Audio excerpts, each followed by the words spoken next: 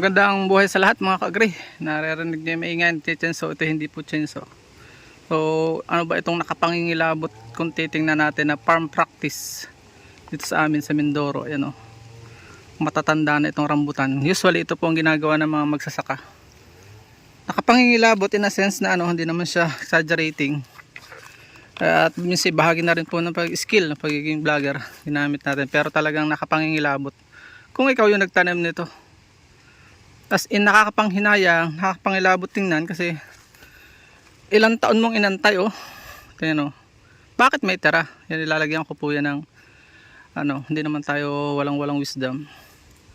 Ganun talaga sa paaralan ika nga ng secular, sa government, sa private, tinuturo is don't commit mistake.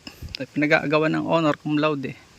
Dito sa paaralan, sabi nung napanood ko, sa paaralan ng mga milyonaryo, bilyonaryo, they are not to commit mistakes. Ayan mistakes po yung aking naranasan dito.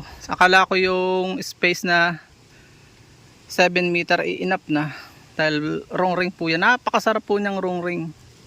Nakabunga din dati na napakadami ito. At nakalulungkot pag nabunga, walang mamitas, pagsakang presyo. So sa samahan mo ng business ay parang walang wisdom kung itutuloy mo pa.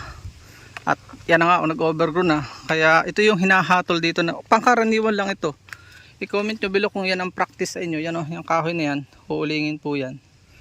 May nag-offer na, kita niya may dragon na siyang nauna bago siya pinutol. Lalagyan ko pa siya sa ibabaw ng ibang style. May nag-offer na libre, ba't hindi ka pa sumugal? Ayan, may mga mangustin na. So, ayan is the some vlog ay atin pong pag-usapan dito. Kukanta ko po muli. Ito lang yung nakapangingilabot dito sa amin. Kaya nakapangilabot talagang bago ko mapaganda yan dito. Katakot-takot na hirap tapos puputulin. Masakit dito, hindi naman yan napakinabangan ng husto. Tanda ko, pambuwis lang nakuha dyan. 4,000, ganyan. Sabihin na natin 7,000. 10 taon mahigit. Nakapaiyak di po ba? Hindi lang nakapangingilabot, nakapaiyak pa. Ganyan ang magsasaka. Tapos pinalitan ko ng mangustin. In fact, yung mangustin ay magpakaganda, pero hindi mo rin siya hindi rin sure kung pakikinabangan pa later on, dahil marami na rin nagtatanim. I-vlog tayo ng vlog, so maraming napapaibig. So wala tayong magagawa. Dito po sinishare ko lang itong wisdom na ito. Pasusuluyin ito. Pasusuluyin ko yan, nasuli na. Pag napaibig na, gagawin ko na lang siyang pakayapan ng dragon.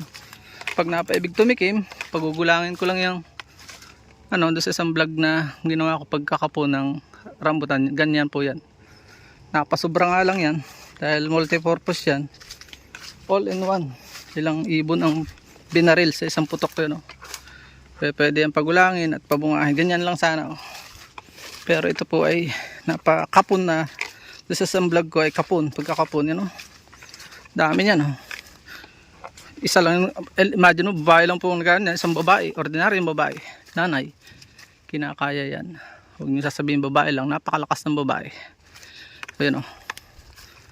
So yan maganda ng mangustin. So maraming purpose siya, kahit nakakapaiyak, may wisdom din.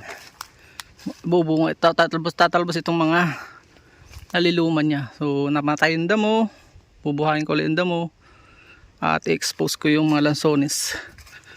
Tayo na may naghihingi rin ng wisdom sa Panginoon. At yan halos napapayak ako nung ginagawa ko ito, nung ibigay ko ito. Pero gaganda na namang gusto yun. Isang linya itong maganda pag ganyan maganda na yan.